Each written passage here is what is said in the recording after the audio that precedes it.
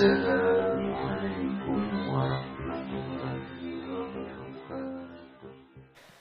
Bahagia jadi seorang santri? Senang jadi santri? Bangga jadi santri? Sekarang ada orang tua yang malu kalau anaknya di pesantren. Anak kamu di mana? SMP plus. Anak kamu di mana? Anak saya sekolah unggulan. Anak kamu di mana? Ya karena nggak lulus kemarin ya saya serahkan aja ke pesantren lah. Dia sangka pesantren tempat pembuangan anak-anak bodoh. Betul? Itu tidak terjadi di Pamekasan. Saya sedang berada di pondok pesantren Mambaul Ulum. Mamba, sumber mata airnya ilmu pengetahuan. Di sini ada santri lebih 5.000 orang. Ada siswa dan siswi lebih 7.000 orang. Jumlah total semuanya lebih 12.000 orang. Hitung sendiri berapa bola matanya, berapa jumlah telinga, hati, pikiran, jari-jari kakinya. Semuanya bernilai ibadah, bertasbih mengagungkan Allah subhanahu wa ta'ala. Orang tua yang sudah memasukkan anaknya ke pesantren, maka dia sudah lepas tanggung jawab nanti ketika ditanya la tus'alunna yauma idzin 'anin na'im. Ingat wahai ayah, ingat wahai bapak, kullukum ra'in, setiap kamu adalah pemimpin, wa kullukum mas'ulun 'an ra'iyatih, kamu akan ditanya tentang yang kamu pimpin, tentang istrimu, tentang anakmu. Beruntung kalian wahai ayah, wahai ibu yang sudah meninggalkan anaknya di pesantren, terjaga akidahnya dalam benteng ahlus sunnah wal. Allahu Akbar. Jangan pilih pesantren hanya karena anakmu tidak lulus seleksi SMP negeri. Jangan masukkan anakmu ke pesantren karena niatmu tidak tulus, daripada enggak sekolah, daripada enggak ada ijazah, daripada di rumah, daripada nongkrong, masukkan ke pesantren. Luruskan niatmu. Innamal a'malu, niat yang baik, meletakkan anak di lembaga pendidikan yang islami, menyerahkan kepada alim ulama, itulah yang akan membuat anakmu soleh dan solihah, menjadi waladun salihun yad'ulah. insyaallah semua adik-adik ini insyaallah anak-anak yang soleh dan solihah, amin ya rabbal. Kenapa sih anakmu mesti di SMP? SMP itu hebat Ustadz. Di SMP itu ada pelajaran English language. Kalau anak saya di SMP, SMA, nanti dia bisa ke Australia, dia bisa ke Inggris, dia bisa ke Amerika, karena dia lulus TOEFL, Test of English Foreign Language. Dia pikir bahasa Arab itu lebih mudah dari bahasa Inggris. Bahasa Inggris itu perubahan katanya tidak terlalu banyak. Berkata, say, saying, said. Tapi coba kalau bahasa Arab, qala yaqulu qawlan qailun maqulun, qul la taqul maqalun maqalun miqalun. Belum lagi kalau tasrif fi'il madinya, qala qala qalu qalat qalata qulna qulta qultuma qultum qulti qultuma qultunna qultu qulna. Belum lagi mudhari'nya, yaqulu yaqulani yaquluna, taqulu taqulani yaqulna, taqulu taqulani taquluna, taqulina taqulani taqulna, aqulu naqulu.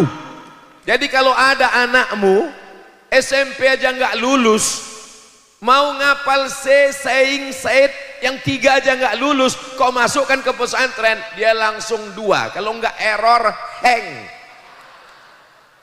Carilah anakmu yang paling pintar, yang paling cerdas, yang paling tinggi IQ-nya, yang paling kuat hafalannya.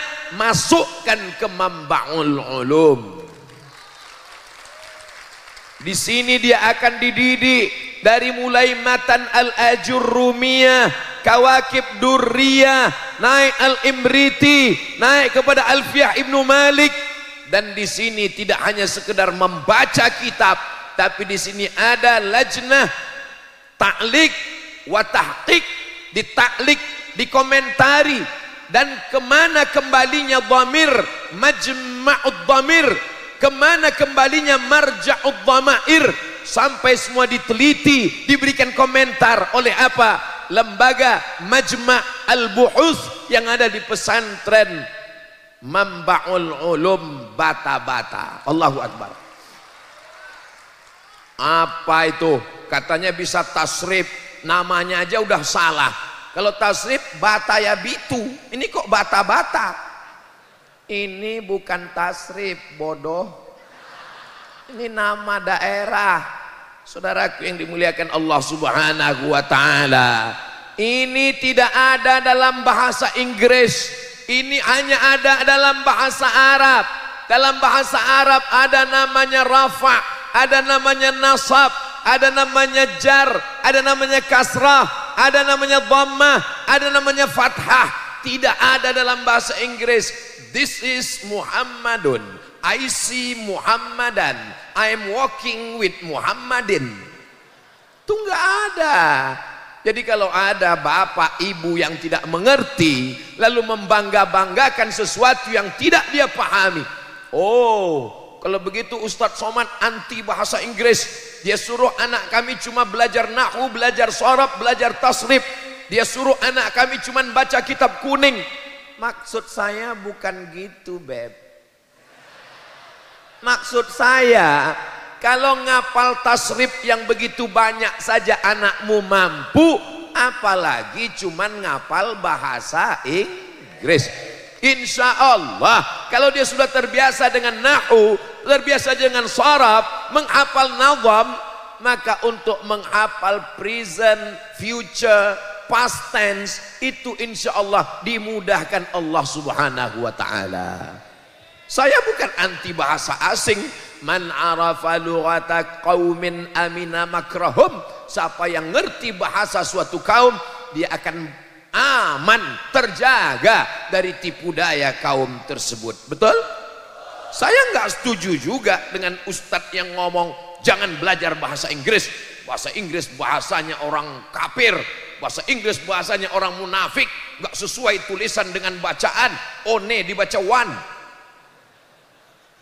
Ya, ini namanya budaya. Ketika Nabi Muhammad SAW sampai ke kota Al-Madinah Al-Munawwarah, di Madinah ada orang Yahudi Bani Nadir, ada Yahudi Bani Quraizah, ada Yahudi Qainuqa, ada Yahudi Khaybar. Sahabat Nabi ada yang Yahudi namanya Ka'bul Ahbar, ada yang Yahudi namanya Husain, masuk Islam namanya dirubah menjadi Abdullah bin Salam. Bahkan istri Nabi pun ada seorang perempuan orang Yahudi namanya Sofiyah binti Huyai bin Akhtab, bertetangga dengan Yahudi. Nabi menyuruh sahabat belajar bahasa Yahudi, menjadi penterjemah Nabi namanya Zaid bin Thabit radhiyallahu an. Apa kata Sayyidina Zaid? Ta'allamtuhu wa hadzaqtuhu. Saya belajar bahasa Yahudi, saya ngerti dan faham nisfa syahrin, selama setengah bulan. Jadi kalau ada di antara kita kursus bahasa Inggris yang terlalu lama, SMP 3 tahun, SMA 3 tahun, kuliah 4 tahun, naik pesawat, dengar pengumuman yang paham cuma 3. Ladies and gentlemen, all of our passenger, thank you. Jadi silakan belajar bahasa Inggris, tapi bahasa Arab jangan ditinggalkan. Baca Quran bahasa Arab, Sahih Bukhari bahasa Arab, Sahih Muslim bahasa Arab. Belajar fikih dari mulai yang kecil, matan takrib, naik Fathul Qarib, naik I'anatut Talibin, naik kitab Ma'ali, kitab Majmu' Syarah Muhadzab, Saya mau tahu semua mazhab Hanafi, mazhab Maliki, mazhab Syafi'i, mazhab Hambali. Ditulis oleh Imam Ibnu Rushd. Orang barat menyebutnya Averroes. Diabadikan patungnya di Spanyol karena dia juga seorang filosof, tapi juga di kepalanya tidak hanya Socrates, Demokritos, Thales, tapi juga dia mengerti fikih. Maka ditulislah sebuah kitab Bidayatul Mujtahid wa Nihayatul Muqtasid. Itu semua pintunya, kuncinya adalah bahasa Arab. Allahu Akbar. Tapi yang dimaksud bahasa Arab bukan cuman muhadasah, bukan conversation, bukan cuman ngomong. Kalau cuman ngomong, saudara kita yang nggak pernah belajar nahu, belajar sharaf, insya Allah 1 bulan di Saudi Arabia kerja sudah bisa. Ustaz tahu dari mana? Saya waktu musim haji berangkat dari Kairo, naik kapal laut, dipukul ombak, dihempas gelombang melewati Laut Merah. Kami pun sampai ke Jeddah, sampai di Jeddah kerja sampai ibadah haji. Di situ saya banyak ketemu kawan-kawan, saudara-saudara. Dari mana Mas? Dari mana Bang? Dari mana? Saya dari sana. Nama tempat kampungnya nggak boleh disebut, menjaga kode etik jurnalistik. Dulu belajar bahasa Arab di kampung? Enggak. Tamat sekolah apa? SMA. Sampai sini bisa ngomong? Bisa Pak Ustadz. Kok bisa ngomong? Terpaksa. Jadi dia cerita ke saya waktu kami kuliah dan saya kerja di Makkah. Katanya dia ngomong itu karena terpaksa, walaupun nggak ngerti, nggak paham nahu. Disuruh sama Sohibul Sayyid, Sohibul Bait belanja ke pasar. Istari laham bagar, istari beli laham daging, bagar bakar lembu. Istari laham bagar, laham bagar, laham bakar. Sampai di toko ingat laham, lupa bagar. Ditanya sama orang Saudi, Islaham, Islaham, laham mo. Karena terpaksa bisa sendiri, bercampur dengan bahasa apapun bisa. Yang tidak bisa dipelajari di jalan adalah nahu, adalah saraf. Enak kalau belajar ini di pondok, pelajarannya nggak banyak. Anak saya SMP hebat, di SMP cuman 5 pelajaran guys. Fisika, kimia, matematika, bahasa Inggris, pendidikan bahasa Indonesia. Ikut ujian.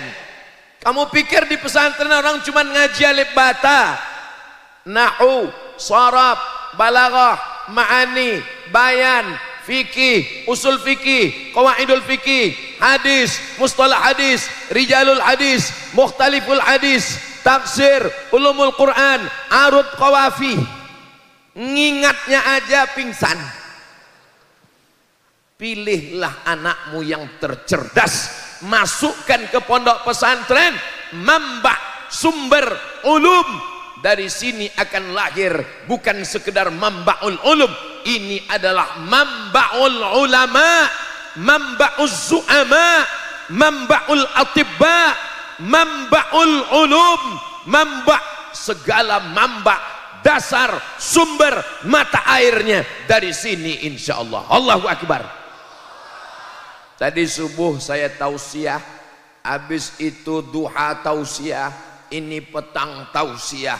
Saya merasa baterai sudah mau habis, tapi ternyata berada di tengah para mujahid fisabilillah, bertambah semangat Abdul Somad.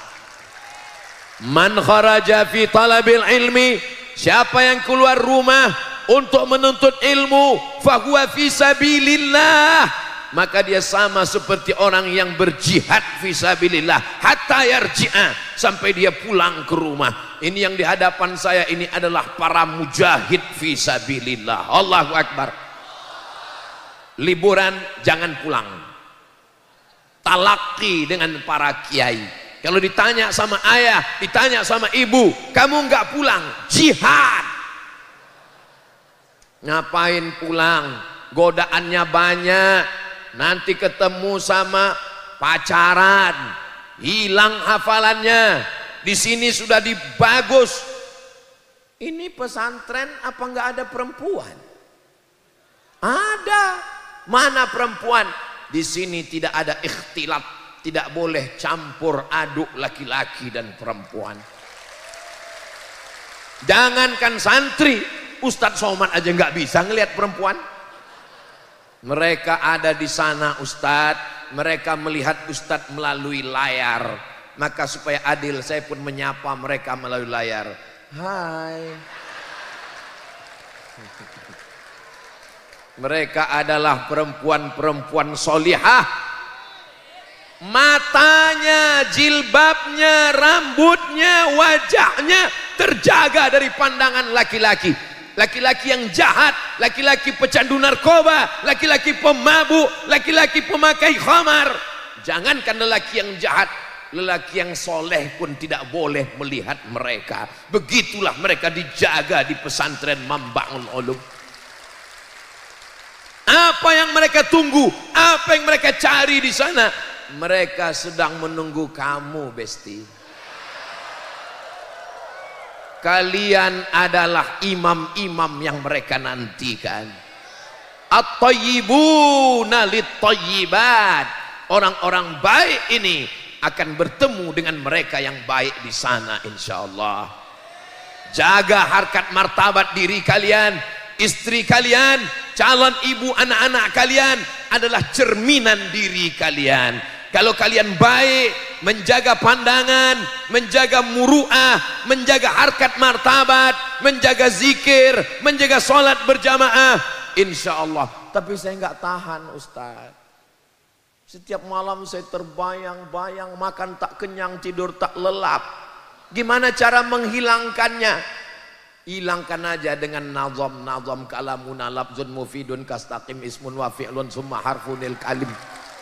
Hilangkan aja dengan nazam. Enggak hilang juga Ustaz. Dihilangkan dengan tasrif kotala kotalu kotalat kotalata kotalna kotalta kotal tuh mau sampai tertidur. Ngigaunya pun malam yaktulu yaktulani yaktuluna.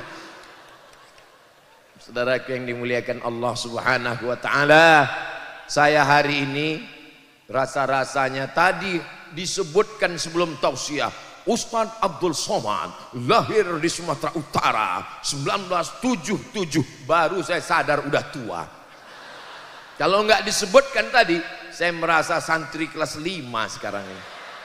Allahu Akbar. Ustadz Somad ini orangnya nggak sopan, galilul adab, nggak ada santun tata krama, membelakangi para kiai, para alim, para ulama.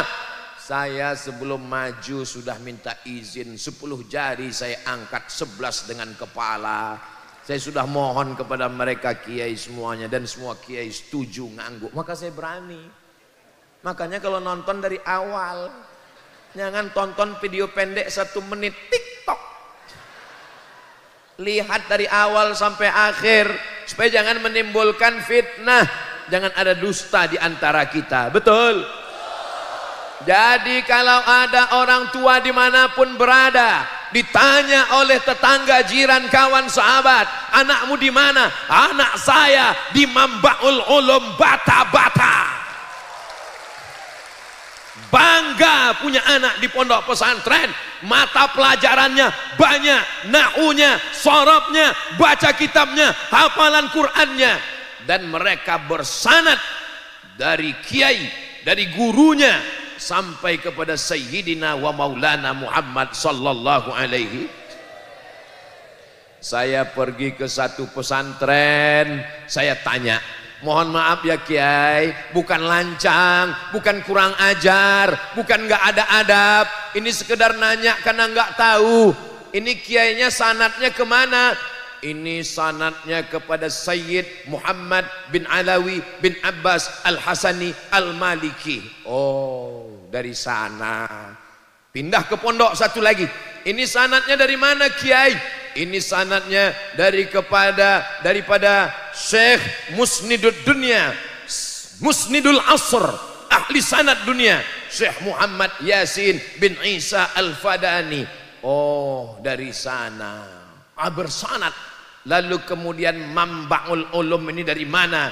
Dari Sayyid Amin Kutubi, salah satu wali Allah di tanah suci Makkah Al-Mukarramah. Beruntung adik-adik sekalian, kalau sudah mendapatkan sanad keilmuan, peganglah. Al-isnad minad din, sanad ini bagian dari agama. Fanzuru amman ta'khudhu dinakum, lihat dari mana kamu mengambil sanad keilmuan kamu. Apa kata Abdullah ibn al-Mubarak? Laulal isnad, kalau bukan karena sanad, laqala man syaa ma syaa, maka orang akan bicara semaunya saja. Apa kitab yang dipakai? Matan al-Ajurrumiyah. Siapa yang mensyarahnya? Disyarah oleh Syekh Ahmad Zaini Dahlan. Oh, Ustadz Somad diam-diam ternyata ngecek buku yang ada di sini. Saya bukan ngecek, terlihat. Di mana Ustadz lihat? Tadi sebelum di sini kami ada acara. Acara apa namanya? Podcast bersama pesantren Mambaul Ulum Bata-Bata. Ada podcastnya. Di mana kami bisa lihat? Saksikan hanya di channel Mambaul Ulum Bata-Bata. Subscribe, like, share, and comment. Saya lihat di atas bantal ada kitab Matan al-Ajurrumiyah, disyarah, dijelaskan oleh Sayyid Syekh Muhammad Zaini Ahmad Zaini Dahlan. Siapa Ahmad Zaini Dahlan? Mufti mazhab Syafi'i di Makkah Al-Mukarramah. Kalau kita tahu ada namanya Nahdlatul Ulama, didirikan oleh Hadratus Syekh Muhammad Hashim Asy'ari. Beliau belajar Sahih Al-Bukhari yang ditulis oleh Imam Muhammad bin Ismail bin Ibrahim bin Al-Mughirah bin Bardisbah Al-Bukhari. Dari mana beliau dapatkan kitab ini? Dari gurunya, dari Syekh Mahfud At-Tarmusi, Tremas, Pacitan. Syekh Mahfud At-Tarmusi dari mana? Dari gurunya Syekh Bakri Syata. Syekh Bakri Syata dari mana? Dari gurunya. Itulah dia Syekh Ahmad Zaini Dahlan yang sekaligus penulis kitab Fitnatul Wahhabiyah. Syekh Ahmad Zaini Dahlan menulis teks khutbah Jumat, dikirim ke seluruh kesultanan di Nusantara, bahwa melawan Belanda adalah jihad fi sabilillah. Allahu Akbar. Al-Ajurrumiyah nahunya dari tanah suci Makkah Al-Mukarramah, seruan jihadnya dari Makkah Al-Mukarramah, fikihnya dari Makkah Al-Mukarramah. Maka titik kebersamaan kita berada. Fawalli wajhaka syatral masjidil haram. Allah kita satu. Qul huwallahu ahad. Tempat meminta kita satu. Allahus Samad. Ini Abdus Samad. Kiblat kita satu. Fawalli wajhaka syatral masjidil haram. Nabi kita satu. Muhammadur Rasulullah. Sahabat Nabi yang kita muliakan. Walladzina ma'ahu asyidda'u 'alal kuffar ruhama'u bainahum. Tegas, bukan keras. Jadi kalau ada yang mengatakan itu Ustadz Somad itu adalah Ustadz yang keras, Ustadz Somad itu hatinya selembut salju. Tapi kami dengar suaranya keras sekali. Mikrofonnya bagus. Coba kalau saya bisa tausiah dengan suara lemah lembut. Mari kita masukkan anak kita ke pesantren. Nanti dia selamat dari narkoba, dia selamat dari zina, dia menjadi anak yang berbakti pada orang tua. Bisa saya. Tapi untuk apa kita lembut kalau mikrofonnya mantap luar biasa? Abdul Somad tausiah menggelegar itu karena ada saudara-saudara kita yang berada di tengah. Ini bukan pondok untuk nunggu durian runtuh. Ini yang mengatur suara ini. Suara saya jelas? Adik-adik yang ada di atas, suara saya jelas? Masya Allah, tabarakallah. Di mana-mana kalau saya tausiah itu drone. Tapi di Mambaul Ulum bukan cuma drone, layang-layang pun naik semua ke atas. Allahu Akbar. Al-muhafazatu 'alal qadimis salih, yang lalu yang baik-baik kita ambil. Wal akhdhu bil jadidil aslah, yang baru-baru tetap kita ambil. Mikrofon kita ambil, drone kita ambil, podcast kita ambil. Tapi pelajaran yang lama, kitab-kitab turas, kitab klasik, kitab kuning, tetap kita jaga kelanggengannya sampai hari kiamat insyaallah. Walaupun adik-adik nanti mungkin tidak jadi kiai, bukan jadi pimpinan pondok pesantren, tetap kalian akan membacakan kitab ini kepada anak, kepada istri. Kenapa? Karena dunia ini akan tetap banyak fitnah. Man ya'ish ba'di, siapa yang hidup di akhir zaman setelah aku mati, fasayarah ikhtilafan katsira, dia akan banyak melihat ikhtilaf yang begitu banyak. Yang selamat adalah orang yang berpegang kepada sunnah. Alaikum bisunnati, ikutilah sunnahku, wa sunnatil khulafa'ir rasyidin al-mahdiyyin min ba'di. Khulafa' rasyidin, Sayyidina Abu Bakar as-Siddiq, Sayyidina Umar bin Attab, Sayyidina Utsman bin Affan, Sayyidina Ali bin Abi Thalib, min ba'di, setelah aku mati. Addu 'alaiha bin nawajid, gigit pakai gigi geraham, jangan pegang dengan tanganmu, nanti akan terlepas. Gigit sampai tanggal dunia, sampai hancur binasa, kau akan tetap berpegang dengan ahlus sunnah wal. Saya nggak maulah anak saya di pesantren, Pak Ustadz. Kenapa? Di pesantren kerjanya cuman sarungan, tidur, baca kitab, nggak ada olahraga. Siapa bilang nggak ada olahraga? Makanya datang ke Mambaul Ulum Bata-Bata, tiang gawangnya ada. Nih, yang bilang di pesantren nggak ada olahraga, datang ke Pamekasan, mampir ke Mambaul Ulum Bata-Bata. Saya sudah melihat dengan mata kepala saya sendiri, tiang gawang tetap tegak berdiri, dari besi nggak bisa dicopot. Saudaraku yang dimuliakan Allah Subhanahu wa taala, kalau adik-adik saya ini nggak olahraga, nggak sehat, nggak mungkin dia bisa dengar ceramah dari atas atap, menunjukkan dia kuat. Kalau Tuan pergi ke Mekah, jangan menangis sampai meratap. Sudah lama Abdul Somad tausiah, hari ini melihat santri di atas atap. Saudaraku yang dimuliakan Allah Subhanahu wa taala, ada tulisan tretan UAS. Masya Allah, Allahu Akbar. Abdul Somad datang bukan orang yang mengguru-gurui, bukan orang yang ngajar. Abdul Somad datang ke Mambaul Ulum ingin mendapatkan barokah dari para kiai. Doakan kedatangan ini menyambung silaturahim, panjang umur, murah rezeki. Man ahabba ayyubsata lahu fi rizqihi, siapa yang mau murah rezekinya, wa yunsa'alahu fi atharihi, mau panjang umurnya, falyasil rahimahu, hendaklah dia menyambung tali silaturahim. Jadi nanti jangan katakan Ustadz Somad tadi datang ngapain? Dia mau ngajar, kiai-kiai sudah cukup. Abdul Somad itu datang mau ngambil barokah, atharus solihin, bekas-bekas tapak kaki orang soleh. Mudah-mudahan tempat berjalan Abdul Somad, tempat wudhu Abdul Somad, tempat sholat Abdul Somad bertepatan dengan tempat bekas sujudnya orang-orang soleh, sehingga mendapatkan keberkahan insya Allah.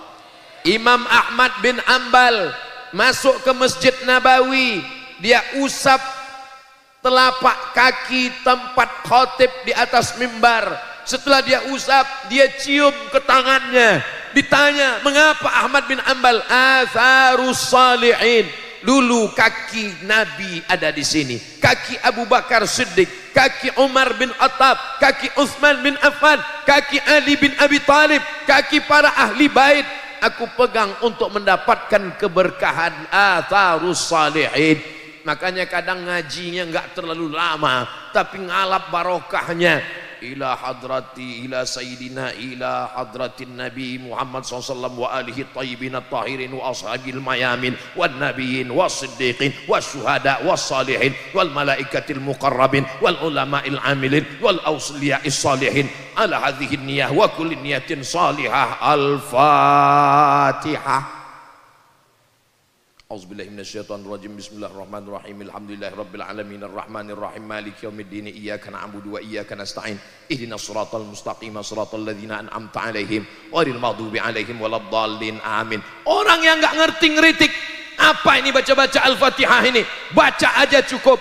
Kalau sekedar ilmu, tidak ada yang bisa menandingi dia. Kalau sekedar kekuatan ingatan, hafalan, kamu nggak ada apa-apanya dibanding dia. Bedanya dia nggak punya barokah. Siapa dia? Syekh Google. Betul? Ada yang bisa ngelawan Syekh Google? Nggak ada. Maka untuk mengalahkan Google kita perlu barokah. Itulah barokah daripada kiai. Itu maka tadi sebelum acara membacakan Al-Fatihah, sebutkan namanya supaya hubungan kita lebih dekat. Ustaz Abdul Somad, kami lihat mulutnya komat kamit waktu duduk tadi. Ustaz ngomong apa? Sedang ngomong di handphone. Enggak, handphone saya enggak hidup. Terus Ustaz ngomong apa? Saya kirim Al-Fatihah kepada kiai, kepada wali-wali Allah, supaya mereka berdoa kepada Allah, doa mereka lebih makbul daripada Abdul Somad, supaya diberikan kebaikan dunia dan akhirat. Bertawassul kepada Allah melalui orang-orang soleh. Syekh Abdullah bin Siddiq Al-Ghumari, ahli hadis dari Maghribi, menulis kitab Ittihaful Azkiya bijawazit tawassul bil anbiya wal awliya. Orang-orang soleh, para nabi, orang-orang soleh, para aulia, maka sesungguhnya maqam mereka tinggi, maqamam mahmuda. Kita sebut namanya supaya kita pun mendapatkan keberkahannya. Semua kita yang hadir ini mendapatkan keberkahan dari para kiai, dari para wali-wali Allah, insya Allah. Tidak ada namanya mantan guru, tidak ada namanya mantan kiai. Satu huruf pun yang dia ajarkan, kita adalah muridnya. Kita datang, kita sowan, kita muliakan, turun keberkahan-keberkahan untuk kita semua, insya Allah. Amin. Nanti adik-adik ada yang akan jadi bisnismen orang kaya. Amin. Ada akan jadi pejabat, pegawai DPRD, DPR RI, DPD, legislatif. Amin. Ada yang menjadi orang-orang ternama di negeri ini nanti. Amin. Bawa anakmu, bawa istrimu, kenalkan di sini dulu pondok saya. Di sini saya belajar. Kenapa? Supaya hidupmu berkah. Hidup ini yang dicari adalah berkah. Makanya kalau ketemu sama orang yang dimintakan itu berkahnya. Assalamualaikum warahmatullahi wabarakatuh. Barokah. Makan yang diminta itu barokahnya. Allahumma barik lana fima razaqtana wa qina azabannar. Nikah, nikah itu yang diminta barokahnya. Barakallah lakuma wa baraka alaikuma wa jama'a bainakuma fi khair. Begitu ada anaknya lahir yang dimintakan juga barokah. Barakallahu laka fil mauhub wa syakartal wahib wa ruzikta birrahu wa balagha asyuddahu. Kalau hafal, kalau enggak hafal gerak-gerakkan aja mulut. Mudah-mudahan kita semua mendapatkan barokah para kiai, para alim, para ulama. Apapun kata kiai, sami'na wa ata'na. Ini lagi tren ini sekarang. Kalau baca, kalau ngaji, kalau tausiah langsung nanya, mana dalilnya? Nanya dalil tuh nggak salah, tapi andai disebut apa kita faham. Para santri nanya dalil. Sekarang banyak orang sama ulama nggak percaya, tapi sama pilot naik pesawat percaya. Kalau ulama yang ngasih tahu mana dalilnya, tapi pas naik pesawat dia nggak tahu pilot itu lulus atau baru belajar atau ini baru test drive. Belum ada penumpang yang buka pintu nanya sama pilot, mana dalilnya? Berarti dia lebih percaya pilot daripada ulama. Allah tidak meninggalkan apa-apa untuk kita. Yang ditinggalkan Rasulullah adalah al-ulama warasatul, ulama pewaris para nabi. Bumi Madura tidak hanya subur tanahnya, sejuk anginnya, indah pantainya, tapi juga bumi ini bumi yang paling subur melahirkan para ulama. Allahu Akbar. Ini Ustadz Somad ini basa-basinya luar biasa. Ini bukan basa-basi Bapak Ibu. Saya nanya, makanya saya kalau kemana-mana tuh tanya, Ibu Bupati, berapa pesantren di sini? Cuman 600 Ustadz. 600 pondok pesantren, lewat jalan, lewat gang, lewat simpang ada pondok pesantren. Bahkan lebih banyak pesantrennya daripada santrinya Pak Ustadz. Orang bingung kenapa pesantren banyak. Pesantren inilah benteng pertahanan kita untuk mempertahankan ajaran agama Islam di tengah keluarga dan bangsa kita, insya Allah. Jangan masukkan anak ke pesantren. Nanti kalau masuk pesantren, dia akan mendirikan negara Islam, dia anti NKRI, dia anti Pancasila. Yang ngomong siapa? Datang ke pesantren Mambaul Ulum Bata-Bata, bendera tegak berdiri, menyanyikan lagu kebangsaan Indonesia Raya. Sebelum acara kita mulai, kepada seluruh jamaah harap berdiri. Mahallul qiyam. Indonesia tanah airku, tanah tumpah darahku.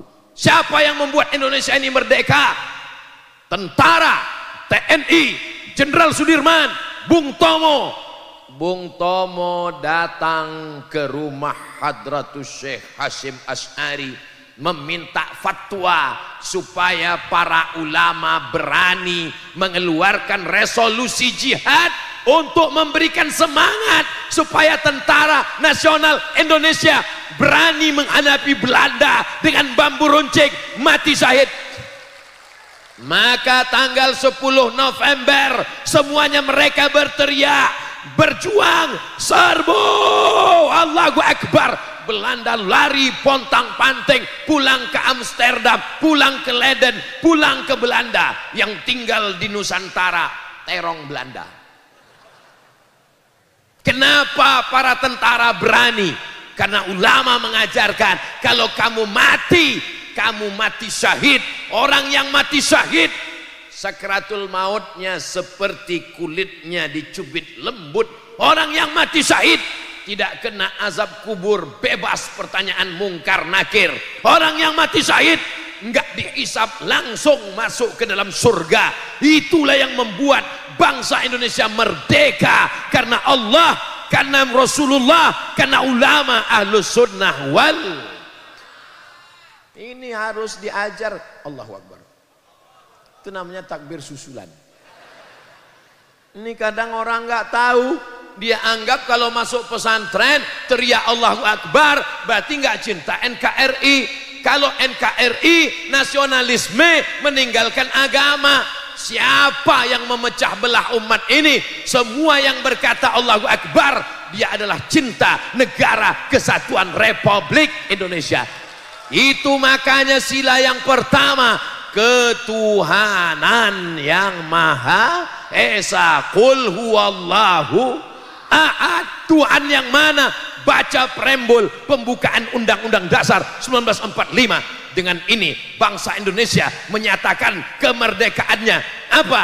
Atas berkat rahmat Allah yang keinginan bangsa Indonesia yang luhur, atas berkat rahmat Allah dan keinginan bangsa Indonesia yang luhur. Dengan ini menyatakan kemerdekaannya. Ustadz tahu dari mana? Yang baca pembukaan Undang-Undang Dasar 45 itu Abdul Somad waktu SD. Itu kan waktu SD.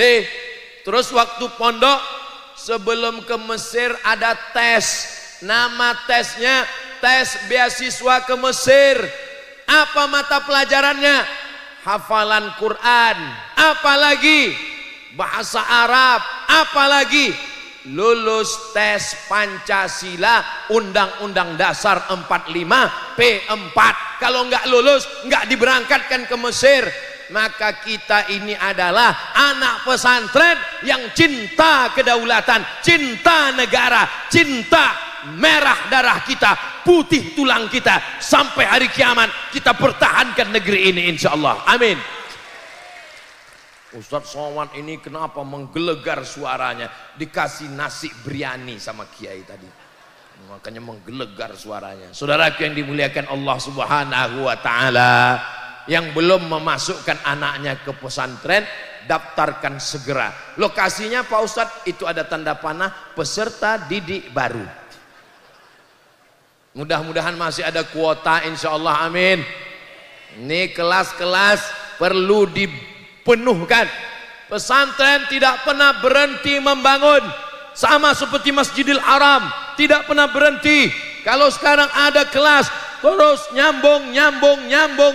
Kenapa? Karena anak tidak berhenti lahir. Selama umat Islam masih menikah, selama umat Islam masih hamil, selama melahirkan anak, maka pondok pesantren harus bertambah tegak, besar, tegak, berdiri, mengagungkan agama Allah. Anak-anak mengumandangkan bacaan Al-Quran, tenggelam matahari bertasbih, wasabbihuhu bukratan wa asila. Subhanallah walhamdulillah wala ilaha wallahu akbar wala haula wala illa billah. Subhanallah walhamdulillah wala ilaha wallahu akbar wala haula wala quwwata illa billahil aliyyil azim. Allahu akbar. Jadi kalau ada tetangganya, kawannya, keluarganya kerasukan, Masya Allah, jazakumullah khairan, barakallah fikum, so sweet. Bismillah.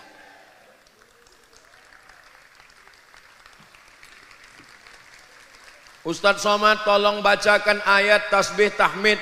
Ini ada yang kerasukan setan, biar supaya dia keluar jin hantu setannya. Datang aja ke Mambaul Ulum, udah dengar suaranya tadi kan? Suruh dia berdiri di tengah, semuanya bertasbih. Subhan. Hilang setannya sekalian. Itu karena telinganya tidak mendengar tasbih, karena telinganya tidak mendengar azan, karena telinganya tidak mendengarkan takbir, karena telinganya tidak mendengarkan bacaan Quran. Telinga kita ini nanti akan direkam, suara rekamannya akan diputarkan. Begitu diputarkan rekaman santri Mambaul Ulum, yang keluar dari telinganya adalah balaghah, yang keluar dari telinganya adalah saraf, yang keluar dari telinganya adalah nadham, yang keluar dari telinganya adalah ayat, yang keluar dari telinganya adalah hadis. Amin. Jangan sampai ketika diputar yang keluar dari telinganya adalah lagu-lagu maksiat haram yang melalaikan dari Allah Subhanahu wa taala. Hari ini umat tercabik-cabik, berkelahi, rusak persatuan hanya karena perbedaan masalah ikhtilaf fikih. Maka kita jaga, kita tetap belajar fikih Maliki. Saya kebetulan belajar di Maghribi. Maghribi itu di mana Ustadz? Mesir, Libya, Tunisia, Aljazair, Maghribi. Habis Maghribi Ustadz, laut, Samudra Atlantik.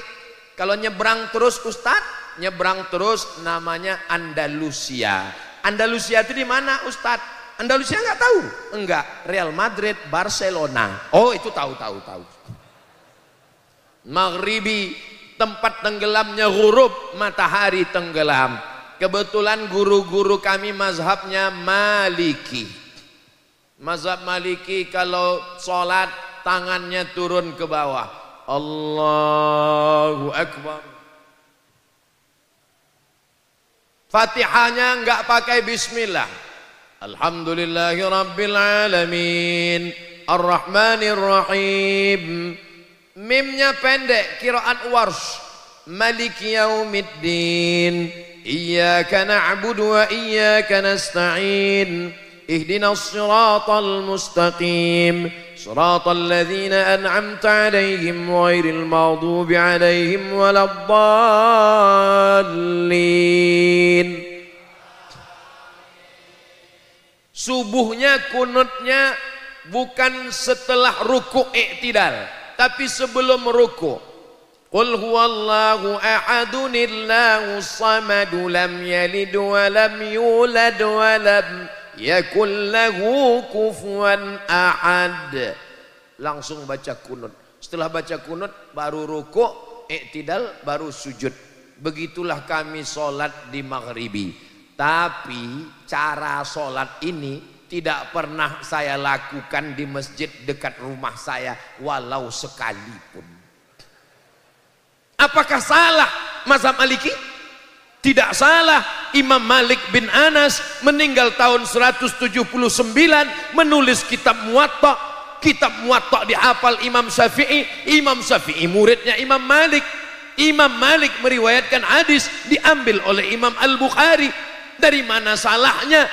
Tapi kalau saya bawa ke kampung saya, Allahu Akbar, alhamdulillahirabbil alamin, arrahmanir rahim, maliki yaumiddin. Selesai sholat jamaah langsung assalamualaikum warahmatullahi, sesat. Jangan menimbulkan fitnah. Kita ini beragama mau dilihat aneh atau mau mempersatukan orang. Dan ternyata ketika kami belajar di maghribi, suatu ketika kami mengundang Syekh Profesor Dr. Muhammad Ar-Ruki, penasehat Sultan Muhammad As-Sadis, anggota Majelis Ilmi. Beliau datang ke kedutaan Republik Indonesia KBRI Rabat. Sampai di sana beliau, kami minta sholat tarawih. Syekh, malam ini Syekh sholat tarawih. Kami mau melihat gimana mazhab Maliki jadi imam kalau makmumnya mazhab Syafi'i. Malam itu niat kami agak berubah, ada tambahan. Ternyata Syekh Muhammad Ar-Ruki angkat tangan. Allahu Akbar, Bismillahirrahmanirrahim. Loh, dia pakai bismillah. Selesai sholat kami tanya, Syekh kan mazhabnya Syafi'i, Syekh kan mazhab Maliki. Iya, mazhab Maliki tangannya kan ke bawah, bismillahnya kan nggak ada. Kenapa Syekh? Karena kamu semua mazhab Syafi'i. Begitulah menjaga persaudaraan, keutuhan keluarga lebih diutamakan. Ini baru umroh, 3 hari di Madinah, 4 hari di Makkah, pulang kampung, satu kampung salah semua. Ulama yang belajar puluhan tahun kepada Sayyid Alawi bin Abbas Al-Asani Al-Maliki, kepada Syekh Muhammad Yasin bin Isa Al-Fadani, kepada Syekh Bakri Syata, kepada Syekh Mahfud Termasi, kepada Syekh Nawawi Al-Bantani, pulang puluhan tahun mereka tetap menjaga keutuhan persaudaraan. Ini ngaji mau menyatukan umat atau mau memecah belah Makanya kita menjaga persatuan. Saya kalau kebetulan tausiah, saya nggak tahu masjid itu pakai bismillah jahar atau sir, saya nggak tahu masjid itu pakai kunun atau enggak, saya nggak tahu masjid itu doanya zikir jahar atau sir. Maka kalau saya diminta jadi imam, Ustadz subuh ini Ustadz jadi imamnya, batu. Saya nggak mau gara-gara kehadiran saya jamaah jadi kelahi, lalu perbuatan saya dijadikan hujah. Ente salah gara-gara Abdul Somad. Abdul Somad siapa? Ketika Syekh Abdurrahman Sudes, imam Masjidil Haram, yang biasanya kalau di Masjidil Haram bismillahnya sir. Alhamdulillahirabbil alamin, Ar-Rahmanir-Rahim, Maliki yaumiddin.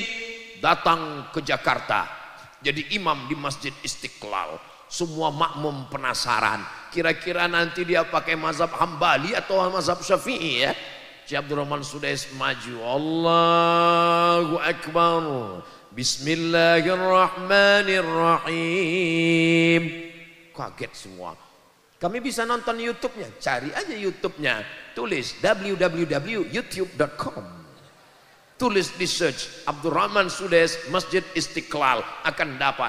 Pas selesai amin waladdallin amin, dia pakai bismillah lagi. Bismillahirrahmanirrahim. Wadduha wallaili idza saja ma waddaka rabbuka wa ma qala. Orang heran semua, ini imam mencela-mencela enggak istiqomah. Kenapa waktu di Masjidil Haram dia bismillah nyesir? Kenapa di Istiqlal dia pakai bismillah jahar? Karena dia tahu bahwa Nusantara mayoritasnya bermazhab Syafi'i. Imam Ahmad bin Hambal subuhnya tidak berkunut. Karena dia menurut Imam Ahmad bin Hambal, qanata syahran summa tarakahu. Setelah Nabi berkunut 1 bulan, kunut nazilah, summa tarakahu, dia meninggalkannya. Lalu datang seorang bertanya, wahai Ahmad bin Hambal, ya, seandainya saya bermazhab Hambali, ikut kamu, ya, bagaimana kalau saya sholat subuh imamnya bermazhab Syafi'i? Apakah saya tetap dengan mazhab saya atau ikut mazhab Syafi'i? Kata Imam Ahmad bin Hambal, meninggal tahun 241, makamnya di Baghdad. Kitabnya Musnad Ahmad bin Hambal.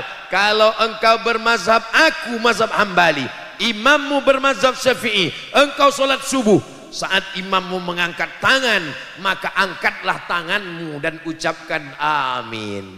Allahumma hdina fi man hadait, amin, wa afina fi man afait, amin, wa tawallana fi man tawallait, amin, wa barik lana fima a'tait, amin, wa qina birahmatika syarra ma qadait, amin. Setelahnya engkau bacalah doa seperti bacaan imam, fa innaka taqdi wa la yuqda 'alaik wa innahu la yadhillu man walait wa la ya'izzu man 'adait, tabarakta rabbana wa ta'ala falakal hamdu 'ala ma qadait. Kalau hafal, kalau enggak hafal pakai jurus yang lama, gerak-gerakkan aja mulut. Menyatukan hati perintah Allah, wa'tasimu bihablillahi jami'a. Ayat itu belum titik, apa kelanjutannya? Wala tafarraqu, jangan kamu berpecah belah. La tanaza'u, jangan kelahi. Fatafshalu, kamu akan gagal. Wa tadhhaba rihukum, kamu akan kehilangan semangat. Bersama bersatu kita akan semangat insyaallah. Amin. Kalau mau ngelihat Ustadz Somad pakai sarung 3 hari 3 malam, lihatlah videonya ketika berada di Pulau Madura. Kalau kelihatan video Ustadz Somad pakai sarung, besar kemungkinan ini lagi di Pulau Madura. Ini bukan masalah halal haram, saudaraku. Ini bukan masalah wajib, fardu ain, fardu kifayah, tapi masalah menjaga hati, menjaga perasaan. Andai saya datang kemari pakai celana jeans, pakai jaket kulit, pakai helm, lalu saya berdiri di depan, apakah salah menurut fikih? Enggak salah. Hai guys, are you ready to rock? Enggak salah. Tapi ini masalah adab. Ada yang lebih tinggi daripada ilmu. Apa dia? Al-adab fauqal ilmi. Jadi menjaga persatuan ini adalah adab. Kita jaga adab-adab kita.